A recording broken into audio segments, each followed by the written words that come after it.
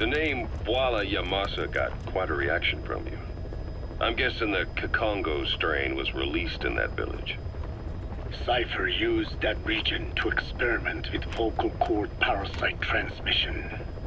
The Kikongo strain.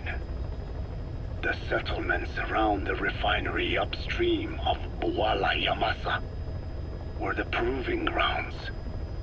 They would infect one villager and record transmission speed. Dangerous work. If they failed to contain the infection, it would slip into the surrounding regions. At which point the world found out about the parasites, making them useless as a weapon. Incredible they'd risk such a thing. The test site was densely populated too. A terrible place for such experiments. No doubt, they thought burning everything would wipe away all traces. The settlements were covered in oil anyway. Who would wonder if one day they caught fire? And so it did. They burned it all, living and dead. Those remains. But they miscalculated. Transmission speed was far faster than anticipated. It may have been the temperature, or hygiene standards, or perhaps the parasites reacted quickly to Kikongo. Whatever the reason, nearly all villages were swiftly infected, and the settlements reduced to mounds of corpses. Making matters worse, the dry season was ending. When it came time to burn the village, the Moneni River had swelled. Many of the bodies were waterlogged. Meaning they didn't burn completely. The corpses still contained viable eggs, and the larvae washed downstream. And when the people downstream drank that water, that marked the end for Bwala Yamasa. I learned all of this at the mansion. I warned him of the risk of eggs getting out. And? We are prepared for any eventuality.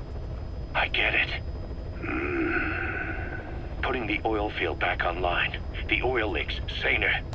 They plan to pollute the river, prevent the spread of infection. But the oil flow was stopped, and downstream the people of Masa village started using the water again. The PF soldiers deployed at the village were locals, spoke Kikongo. They were infected, and the kids survived. I've heard enough. And who stopped the flow of oil? Don't. We did. That confirms it. The source of the Kikongo strain infection was Masa village. And the children brought it here. It is no one's fault. There is no blame to be cast.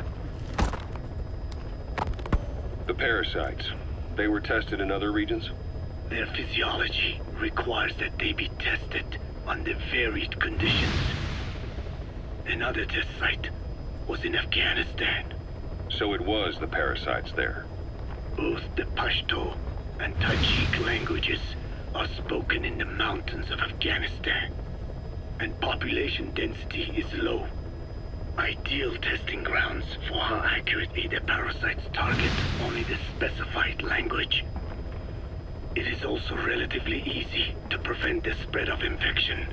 And the results? The first test, I am told, was a success. Once the Pashtun Mujahideen were infected with the Pashto strain, they were all but wiped out. The Hamid fighters at Smasei Fort. It was doubly successful. No Tajik Mujahideen or Soviet soldiers became symptomatic. So the parasites proved to be effective. What about the second test? Also supposedly a success. The Pashtun village was the target. However, the original aim was to obtain samples of the infected. In this, they failed. And the village? The Soviets enacted a standard scorched earth operation. That must have been the village where Malak lived, before being held captive at La Marjate Palace. Having had more time to think on it, the details shared with me may have been false. They are madmen who would do anything to cover up the truth. They certainly seem to like tossing their problems in the fire. As a boy, Skullface's life went up in flames. Perhaps that is what fuels his fixation with fire. Your Wolbachia stopped the infection all right, but I still don't get it. How can a few bacteria change males to females? I know they're only bugs, but... It is not such a rare thing in the natural world. Many insects and nematodes are infected with Wolbachia. But why?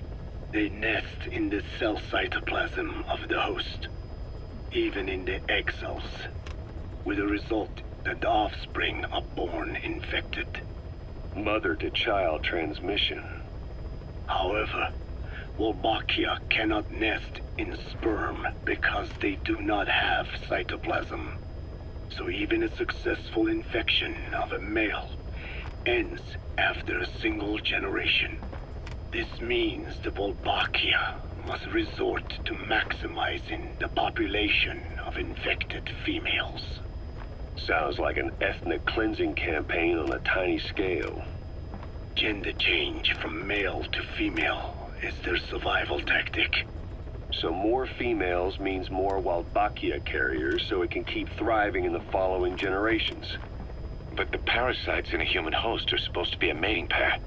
If there's no male, there'll be no offspring at all. It's killing itself. Slow down.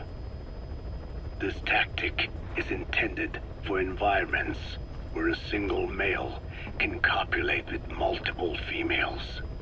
Originally, the Wolbachia did not infect the vocal cord parasites. I created a mutated strain, modifying the Wolbachia so that it could infect monogamous pairs. The Wolbachia's greatest multiplying tactic, the male-to-female change, worked against itself in the monogamous parasites. Just as you said. Then, I performed repeated selection of Wolbachia strains until I achieved 100% certainty of male-to-female conversion. Creating female-female pairs, unable to reproduce. And you say the Wolbachia affects the host of the host, that is, us, cutting off our means to reproduce? It is almost certain. Of course, we will not turn female. After all, mammals possess no natural gender-changing function. But some Wolbachia strains can cause cytoplasmic incompatibility in the host. Is that some cell deformity? Put simply, it means the altered sperm of infected males kill the female's egg on contact. And that's happened to us? Yes. And yet, what occurs in humans is not just simple CI. To date, there are no cases of Wolbachia affecting humans. The fact that this strain causes this effect, is it the vocal cord parasite's affinity with humans? I do not know enough to say for sure. So the parasite warps the host. Reminds me of what Skullface said. It is the way of all organisms to create their own optimal environment. Just look at you and this base. Organisms that cannot do this are doomed to extinction. The difference with parasites is that their environment is another organism. That creates a connection between life and life. Parasitism, symbiosis, or death. In this way, the host too is challenged to adapt.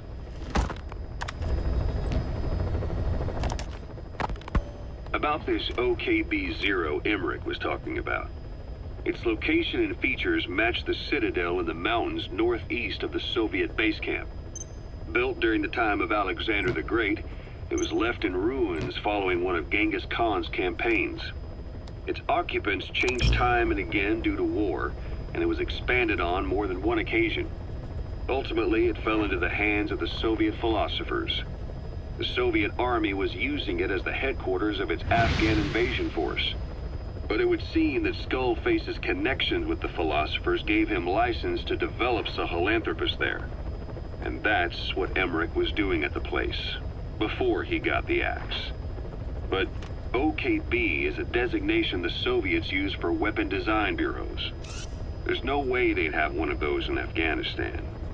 And in principle, the numbers that follow OKB are always integers above 1. There is no 0. Perhaps this was a secret facility of the Soviet and Chinese philosophers dating back prior to World War II. Though it's more likely Skullface just picked a fake name that more or less fit the Soviets' pattern. He doesn't go there often, but he sure as hell won't miss this. They use the heliport on top of the tower for his visits. Start by heading for the heliport. Then wait for your chance to make contact with Skullface. It seems Sahelanthropus's armor is made from depleted uranium. That offers some serious protection. The US military is planning on using it for its main battle tanks, too. Maybe that's where Emmerich got the technology. Uranium. They're using nuclear fuel for armor now. No. What they use for nuclear fuel is uranium-235, which is extracted from natural uranium. Depleted uranium is a byproduct of that process. Sort of like the leftovers, I guess. The garbage. Uranium-235 makes up 0.72% of natural uranium, whereas depleted uranium contains only 0.2%. What are the benefits of using it for armor? It's a pretty short list. Uranium's a heavy metal, like lead, meaning it can hold a greater amount of kinetic energy. But it also boasts a hardness closer to tungsten. That makes it an ideal material to use for, say, armor-piercing ammunition penetrators. But it's not the best choice for armor. Its volume is less than that of ceramics, but for an equal weight, you could end up with less protection. So why use it then? According to Emmerich, it came down to him being unable to source ceramics technology from a manufacturer. Plus, given that it's an upright walking vehicle, he wanted to reduce the bulk of certain areas. Despite all that, depleted uranium still makes for some tough armor, and Emmerich says it's been proven in live fire tests. It stops most Soviet tank shells.